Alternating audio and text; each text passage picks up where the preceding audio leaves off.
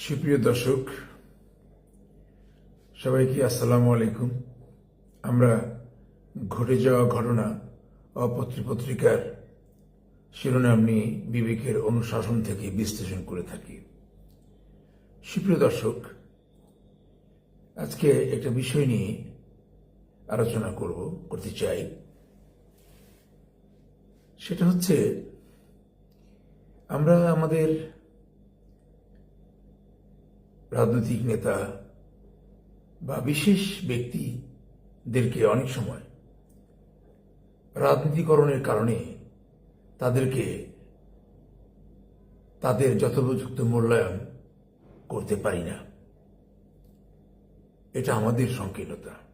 আজকে একজন মহামানব নিয়ে কথা বলবো। তিনি আমার কাছে মহামানব।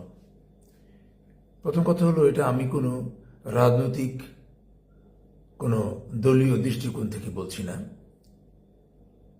তিনি আমাদের সাবেক রাষ্ট্রপ্রধান জিয়াউর রহমান। দুর্ভাগ্য হলো, আমরা বিশাল মাপের মানুষগুলোকে আমরা দলীয়করণ করে তাদেরকে ছোট করে ফেলি। জিয়াউর রহমান প্রসঙ্গে বলতে চাচ্ছি এই জন্যই, উনি কনিষ্ঠ রাষ্ট্রপতি। তখন আমি ছাত্র। আমরা দেখেছি দেশের এক প্রান্ত থেকে আরেক প্রান্ত পর্যন্ত উনি কোদাল কাঁধে নিয়ে ঘুরে বেরিয়েছেন। খাল খনন কর্মসূচি, এটা অভিনব। সেই সময়ে এটা একটা নতুন পরিকল্পনা, কিন্তু দেশের সেচ ও নিষ্কাশনের ক্ষেত্রে এর ভূমিকা ছিল অপরিসীম। উনি একজন সামরিক কর্মকর্তা থেকে এসে রাষ্ট্র পরিচালনায় যে বিচক্ষণতার পরিচয় দিয়েছিলেন, তা আমরা স্বীকার করতে ভুলে গেছি। গার্মেন্টস রপ্তানির ক্ষেত্রে তার পদক্ষেপ অসামান্য। আমরা সেগুলোকে সেভাবে আর মনে রাখি না। আজকে একটা বিশেষ কথা এখানে উপস্থাপন করতে চাই অত্যন্ত কৃতজ্ঞতার সাথে। উনি সৌদি বাদশার আমন্ত্রণে, ফাহাদ বিন আব্দুল আজিজের আমন্ত্রণে সৌদি আরব গেলেন। একটা দরিদ্র দেশের রাষ্ট্রপ্রধান হিসাবে সৌদির বাদশাকে উপহার দেওয়ার মতো তার কাছে কিছুই ছিল না।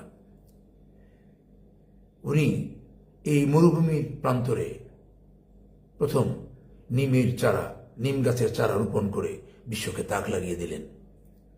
উপহারটা সামান্য, কিন্তু পরিবেশের ক্ষেত্রে এবং মরুভূমির বুকে বিশেষ করে হাজিদের জন্য এক শীতল ছায়ার প্রত্যাবর্তন করলেন। সৌদি আরবের সাথে তথা সেই সময় বাদশার সাথে এক নিবিড় সম্পর্কে আবদ্ধ হল বাংলাদেশ। তার এই ফলশ্রুতিতে সৌদি আরবে আমাদের বাংলাদেশের শ্রমিকদের অর্থাৎ জনশক্তি রপ্তানির এক নতুন দ্বার খুলে গেল। মানুষের অর্থনীতির চাকা ঘুরতে শুরু করল। তার একমাত্র পথ প্রদর্শক ছিলেন শহীদ রাষ্ট্রপতি জিয়াউর রহমান। আমরা কি তা মনে রাখি? আজকে যারা বিএনপি করছেন, ক্ষমতায় যাওয়ার জন্য যারা উৎসুক আছেন, আচ্ছা বলেন তো শুধু দর্শক, জিয়াউর রহমান রাষ্ট্রপতি ছিলেন, সেনাপ্রধান ছিলেন।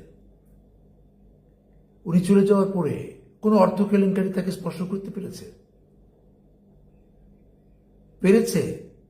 বিদেশে পাচার করার মতো এই ধরনের নোংরা কোনো চিহ্ন তার মধ্যে পাওয়া গেছে? জিয়াউর রহমানের ধারাবাহিকতায় খালেদা জিয়া 9 বছর পরে নির্বাচনের মাধ্যমে উনি প্রধানমন্ত্রী হলেন। এটা খালেদা জিয়ার অবদান নয়। এদেশের প্রত্যন্ত অঞ্চলের মানুষ জিয়াউর রহমানকে তাদের হৃদয়ের মাঝে বসিয়ে রেখেছিল। কিন্তু জিয়াউর রহমানের আদর্শের এই ভাবধারার মধ্যে এই বর্তমান বিএনপি কি আছে? জিয়াউর রহমানের প্রাচুর্য ছিল না। আপাদমস্তক একটা পরিশ্রমী মানুষ আজকে বলতে বাধ্য হচ্ছি, কারণ এই সমস্ত ব্যক্তিদেরকে অনুসরণ করার প্রয়োজন আছে। এত দূরদর্শিতা ছিল যে নিমের চারা মরুভূমিতে লাগিয়ে এই পদক্ষেপ নেওয়া যায়, এটা তো চিন্তাই করা যায় না। অথচ আজকে সেই মরুভূমির বুকে, এই মরুদ্যানের বুকে যে নিমের চারা, তার নাম পর্যন্ত পাল্টে গেছে। জিয়াউর রহমানের নামের এটা গাছের নাম হয়েছে। হাজী সাহেবরা সেটাকে রহমতের গাছ বলেন। এই পর্যন্ত বাংলাদেশের থেকে এমন কেউ আছেন?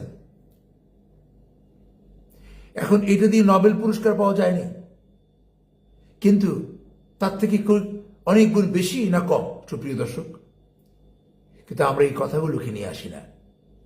আমরা শুধু কাদা চোরাচুরি করব, আমরা শুধু এর গায়ে ও মাখবো, ওর গায়ে ও মাখবো। এই সমস্ত মহামনীষীর জীবন থেকে পর্যালোচনা হওয়া দরকার। এই আদর্শ অনুসরণ করে নতুন নতুন মানুষ তৈরি হওয়া দরকার, অনুপ্রাণিত করা দরকার। কিন্তু দুর্ভাগ্য, যদি আপনি এই প্রশংসাটা করেন, জিয়াউর রহমানের প্রশংসা করেন, আপনাকে বলা হবে আপনি বিএনপি হয়ে গেছেন। যদি আপনি জামাতে ইসলামের কোনো নেতার প্রশংসা করেন, আপনাকে বলা হবে আপনি জামাতে ইসলাম হয়ে গেছেন। যদি আপনি আওয়ামী লীগের কোনো ভালো লোকের প্রশংসা করেন, আপনি ফ্যাসিস্ট হয়ে গেছেন। একটি কথা বলতে চাই, রাজনীতি দেশের মানুষের জন্য, মানুষের অধিকার আদায়ের জন্য, অধিকার হনন করার জন্য না, যোগ্য ব্যক্তির মূল্যায়ন করার জন্য রাজনীতি। পরিবেশ, পরিস্থিতি সবকিছুর নিরাপত্তা দেওয়ার মাধ্যম হচ্ছে রাজনীতি। আর আমরা সেই রাজনীতিকে বাণিজ্যিকরণ করেছি। আমরা নির্মোহ হতে পারি নাই। জিয়াউর রহমান এদেশের মানুষের মধ্যেও বেঁচে আছে, সৌদির গাছেও বেঁচে আছে। নিম গাছ যতদিন থাকবে ততদিন থাকবে। এবং এটা আমাদের বাংলাদেশের মানুষের জন্য শুধু গর্বের বিষয় নয়, এটা পুরো বিশ্বের মানুষের জন্য একটা দিক নির্দেশনা, একটা আবিষ্কার। মরুদ্যানের মতো এরকম একটা উত্তপ্ত জায়গার মধ্যেও শীতল ছায়ার প্রবর্তন করা যায়, এটা একটা আবিষ্কার। এবং এটা আমাদের জন্যে এবং এদেশের মানুষের ভাগ্য পরিবর্তনের জন্য একটা উসিলা হয়ে কাজ করেছিল, একটা মাধ্যম হয়ে কাজ করেছিল। সুপ্রিয় দর্শক, এপারে ওপারে জিয়াউর রহমান ভালো থাকুক, আল্লাহ তাকে বেহেশতবাসী করুক। কারণ এটা দলমত নির্বিশেষে সবার কাছেই এই বিষয়টা কৃতজ্ঞতা দিয়ে আমাদের উপলব্ধিতে রাখা উচিত। সুপ্রিয় দর্শক, ভালো থাকেন সবাই। সবাইকে আসসালামু আলাইকুম।